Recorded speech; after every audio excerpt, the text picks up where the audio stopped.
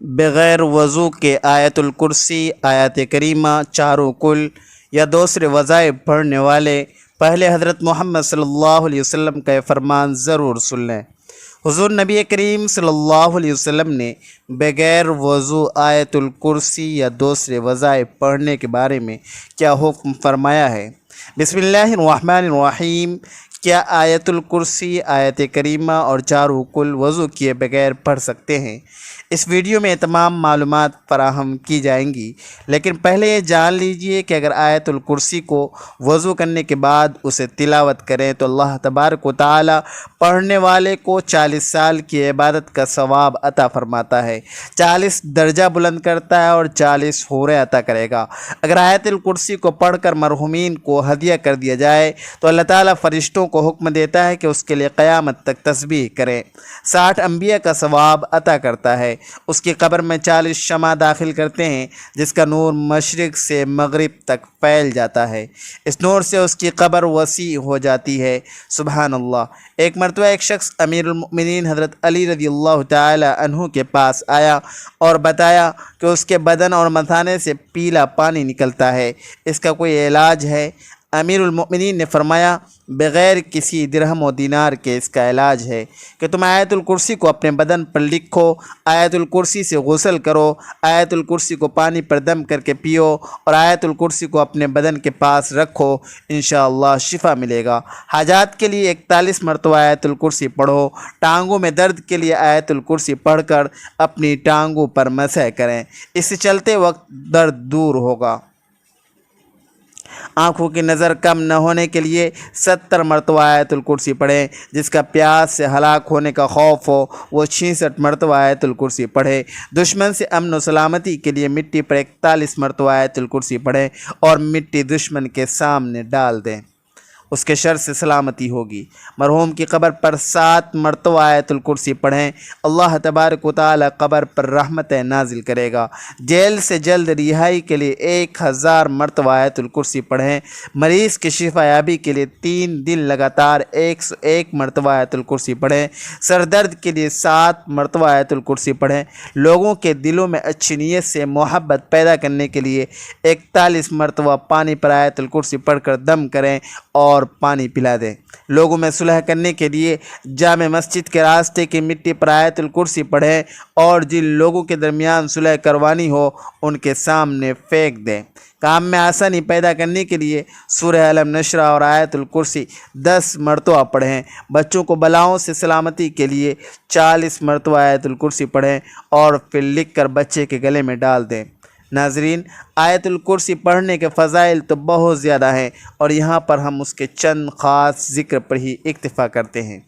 ہر روز صبح شام پڑھنا چور ڈاکو اور آتش زدگی سے تحفظ کا ذریعہ ہے۔ ہر فرض نماز کے بعد اس کا پڑھنا رزق میں فراوانی کا باعث ہے۔ اگر اس کو لکھ کر کھیت میں دفن کر دیا جائے تو وہ چوری اور نقصان سے بچ جائے گا اور اس میں برکت ہوگی۔ ہر روز فرض نماز کے بعد اس کا پڑھنا سانپ، بچھو اور جن و انس کے شر سے بچاؤ کا سبب ہے۔ اس کو گھر میں لکھ کر رکھنا چوری سے بچاؤ کا سبب ہے۔ اگر اسے لکھ کر دکان میں رکھا جائے تو اس میں خیر و برکت ہوگی۔ ہر شخص کا سوتے وقت اس کا پڑھنا فالج سے حفاظت کا باعث ہے۔ نبی کریم صلی اللہ علیہ وسلم سے منسوب ایک روایت میں ہے کہ جو شخص فرض نماز کے بعد آیت الکرسی کی تلاوت کرے گا خدا اس پر نگاہ رحمت کرے گا اور آسمان سے ایک فرشتہ بھیجے گا جو ان کی نگہبانی کرے گا۔ دوسری جگہ وارد ہوا ہے کہ جو آیت الکرسی پڑھے گا وہ اس شخص کی طرح ہوگا جس نے پیغمبروں کے ساتھ رہ کر جہاد کیا ہو اور شہید ہوا ہو۔ موت کے بعد بلا فاصلہ جنت میں جگہ ملے گی۔ اس کے علاوہ فقر و فاقہ دور ہوتا ہے، خدا کی طرف سے امان نامہ ملتا ہے، رزق میں وسعت ہوتی ہے اور خدا اپنے فضل سے اس کے مال میں اضافہ کرتا ہے۔ نبی کریم صلی اللہ علیہ وسلم نے فرمایا، اے علی، آیت الکرسی میں 50 کلمات ہیں اور ہر کلمے میں اللہ عز و جل کی طرف سے 50 برکات ہیں۔ آیت الکرسی کا مقام وہ ہے جو ایک پہاڑ میں چوٹی کا ہوتا ہے۔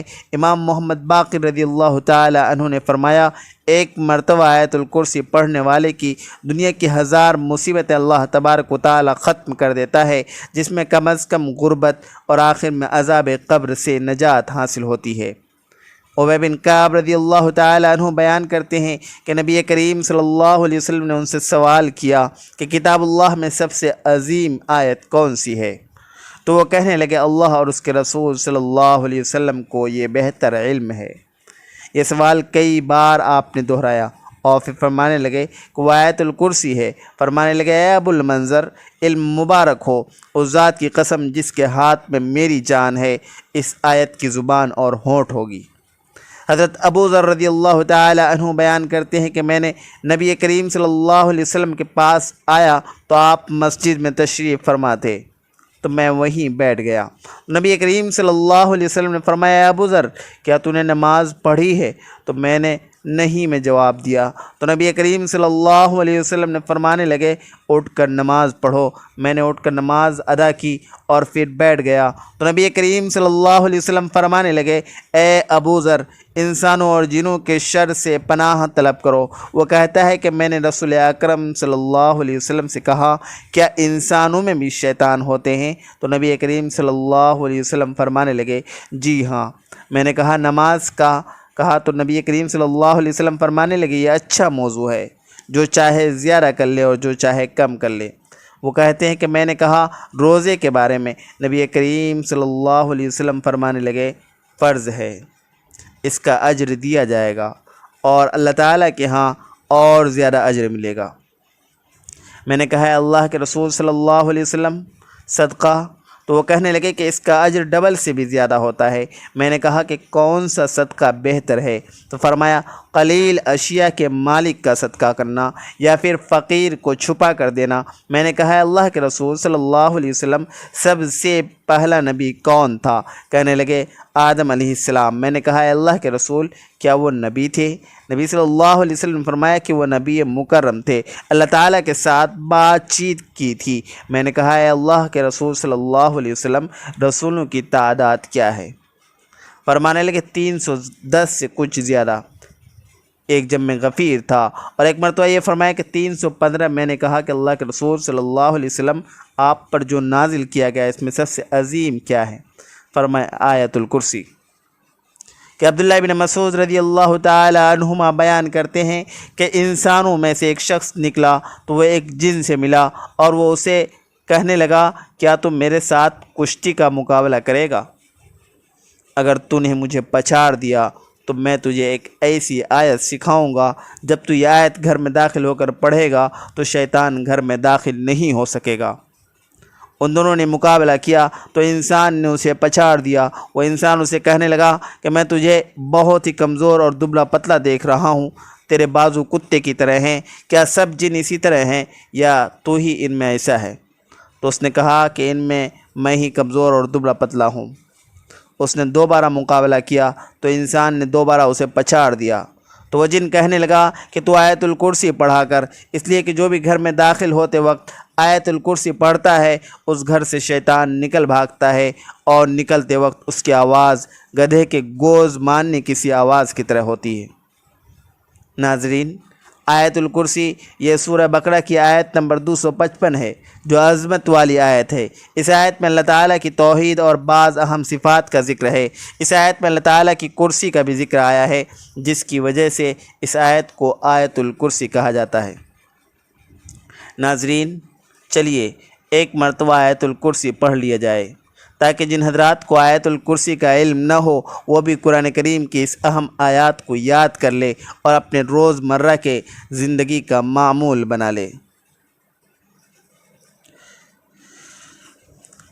اللہ لا الہ الا هو الحی القیوم لا تأخذه سنة ولا نوم له ما في السماوات وما في الأرض من ذا الذي يشفع عنده إلا بإذنه يعلم ما بين أيديهم وما خلفهم ولا يحيطون بشيء من علمه إلا بما شاء وسع كرسيه السماوات والأرض ولا يؤوده حفظهما وهو العلي العظيم۔ ناظرین، اب آئیے اپنے آج کے اصل موضوع کی جانب چلتے ہیں کہ کیا بغیر وضو کے آیت الکرسی پڑھ سکتے ہیں، آیت کریمہ پڑھ سکتے ہیں، چاروں کل پڑھ سکتے ہیں؟ تو سب سے پہلے جان لیجئے کہ وضو کرنا شرط ہے نماز کے لیے، یعنی جب بھی نماز ادا کرنی ہو تو اس سے پہلے وضو کرنا شرط ہے۔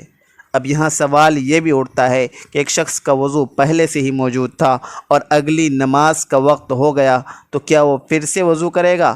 تو جان لیجئے کہ اگر وضو کو فاسد کرنے والا کوئی کام یا کوئی چیز اس کے ساتھ رونما نہیں ہوئی اور اسے کامل یقین ہے کہ اس کا وضو قائم ہے اور اگلی نماز کا وقت شروع ہو گیا ہے تو اس کے لیے وضو کرنے کی ضرورت نہیں ہے۔ لیکن یاد رکھیے، قرآن کریم کی تلاوت کرنے کے لیے وضو کرنا شرط نہیں ہے۔ ایک شخص بغیر وضو کے بھی چلتے پھرتے اور اپنے روز مرہ کے کام کاج کرتے ہوئے قرآن پاک کی تلاوت کر سکتا ہے، لیکن یاد رکھیں کہ قرآن پاک کو چھونے، پکڑنے اور قرآن سے دیکھ کر تلاوت کرنے کے لیے وضو شرط ہے۔ البتہ اگر آپ کو وہ سورت زبانی یاد ہے جو آپ پڑھنا چاہتے ہیں تو پھر ان کو زبانی پڑھنے کے لیے یا تلاوت کرنے کے لیے وضو کرنا شرط نہیں ہے۔ لہذا ہر ایک مسنون دعا، خواہ گھر سے باہر نکلنے کے لیے ہو، گھر میں داخل ہونے کے لیے ہو، سفر پر جانے کے لیے ہو، اذان کا جواب دینے کے لیے ہو، بیت الخلاء میں جانے اور باہر آنے کے لیے ہو، کھانا کھانے سے پہلے یا کھانا کھانے کی بات کی ہو، وہ آپ بغیر وضو کے جب بھی چاہے پڑھ سکتے ہیں۔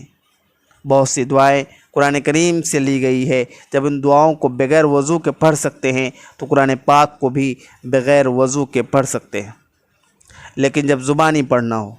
اب یہ بھی جان لیجئے کہ آیا ناپاکی کی حالت میں آیت الکرسی، آیت کریمہ اور چاروں کل پڑھ سکتے ہیں یا نہیں؟ ناظرین، جان لیجئے کہ ناپاکی کی حالت میں آپ تمام وظائفوں کو پڑھ سکتے ہیں، ذکر و اذکار کر سکتے ہیں، کلمہ شریف، درود شریف، جو بھی روز مرہ کے وظائف آپ پڑھتے ہیں وہ ناپاکی کی حالت میں بھی پڑھ سکتے ہیں۔ مثلا میاں بیوی نے آپس میں صحبت کی، غسل نہیں کیا اور سونے لگے تو وہ سونے سے پہلے چاروں کل ضرور پڑھیں۔ اسی طرح اگر عورت حالت حیض میں ہے اور ذکر و اذکار کرنا چاہتی ہے، مثلا چاروں کل یا درود پاک یا کوئی دیگر وظائف پڑھنا چاہتی ہے تو بغیر کسی تردد اور پورے اطمینان کے ساتھ کر سکتی ہے۔ اب یہاں جو مسئلہ قابل ذکر ہے، انتہائی غور سے جان لیجئے اور سن لیجئے کہ ناپاکی کی حالت میں عورت اور مرد قرآن کی تلاوت نہیں کر سکتی، لیکن قرآن کی کوئی بھی صورت یا صورتیں جن کو وہ ذکر اذکار کے طور پر کرتے ہیں یا وظیفے کے طور پر پڑھتے ہیں ان کو زبانی پڑھ سکتے ہیں، لیکن قرآن کی کوئی بھی صورت تلاوت کی نیت سے ہرگز نہیں پڑھی جا سکتی۔ اب یہاں ناپاکی کے کچھ اقسام بھی بیان کرتے چلیں کہ اگر حالت جنابت میں یا حالت حیض و نفاس میں یا خواتین کے کپڑے خراب ہیں یا بچوں کے پیشاب یا پاخانہ کر دینے کی وجہ سے ناپاک ہو چکے ہیں یا مرد حضرات جو باہر کام کرنے کے لیے گئے یا باہر کیچڑ یا گٹر کا پانی وغیرہ ان کے کپڑوں پر لگ جاتا ہے تو یہ تمام حالت ناپاکی کی حالتیں ہیں۔ ان تمام حالتوں میں آپ زبان سے ذکر و اذکار اور دیگر مسنون دعائیں روزمرہ کے معاملات میں پڑھی جاتی ہیں، ان کا بے فکر اور بلا تردد پڑھ سکتے ہیں، ہرگز کوئی قباحت نہیں ہے۔ آپ کو لوگ یہ پوچھیں گے کہ اگر ناپاکی کی حالت میں بھی ذکر اذکار کر سکتے ہیں اور بغیر وضو کے بھی کر سکتے ہیں تو پھر دونوں میں فرق ہی کیا ہے؟ تو ناظرین، فرق یہ ہے کہ بغیر وضو آپ قرآن کو چھوئے بغیر قرآن کی صورتوں کو تلاوت بھی کر سکتے ہیں، جبکہ ناپاکی کی حالت میں اگر آپ ذکر و اذکار اور وظائف کی نیت سے قرآن کی صورتیں پڑھ سکتے ہیں، لیکن تلاوت کی نیت سے قرآن کی صورت میں زبانی بھی نہیں پڑھ سکتے۔ آخر میں بتاتے چلیں کہ اگرچہ بغیر وضو کے آیت الکرسی، آیت کریمہ، چاروں کل اور دیگر صورتیں پڑھ سکتے ہیں اور قرآن کریم کو ہاتھ لگائے بغیر تلاوت کر بھی سکتے ہیں، آپ کو ان کا اجر ثواب بھی ملے گا، لیکن اگر یہ عمل آپ باوضو ہو کر کریں گے تو اس کی فضیلت اور اس کا درجہ بغیر وضو والے کے اعمال سے بلند و برتر ہوگا۔ لیکن کوشش کیجئے کہ جب بھی قرآن کریم کی تلاوت کرنی ہو تو باوضو ہو کر ہی کریں، کیونکہ باوضو رہنا بذات خود ایک عبادت ہے، اور اس حالت میں جو بھی عبادت کی جائے اس کا اجر و ثواب بھی بڑھ جاتا ہے۔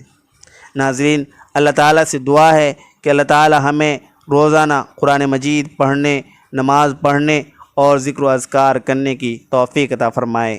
اور ہمارا خاتمہ ایمان پر فرمائے، آمین۔ ناظرین، ویڈیو اچھی لگے تو ویڈیو کو لائک کریں، شیئر کریں، چینل کو سبسکرائب کریں اور کمنٹ باکس میں اللہ تعالیٰ کے 99 ناموں میں سے ایک نام ضرور ٹائپ کریں۔ اگلی ویڈیو تک کے لیے اجازت دیجیے۔ اللہ حافظ۔